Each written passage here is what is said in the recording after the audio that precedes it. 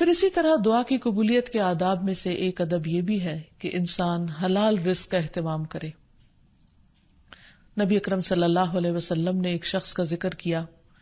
کہ وہ طویل سفر کرتا ہے، پریشان حال ہے اور خاک آلود ہے اس کے بال اور اس کا لباس، اور وہ بہت تھکا ہوا ہے اور اپنے ہاتھ آسمان کی طرف اٹھا کر کہتا ہے یا رب یا رب، لیکن اس کی دعا کہاں سے قبول کی جائے؟ اس کا کھانا بھی حرام کا، اس کا پہننا بھی حرام کا، اور وہ حرام پر ہی پرورش پایا، تو اس کی دعا کہاں سے قبول ہو؟ تو اس سے یہ پتہ چلتا ہے کہ انسان اگر یہ چاہتا ہے کہ اس کی دعائیں قبول ہوں تو وہ اپنے کھانے پینے اور اپنے لباس اور اپنی زندگی میں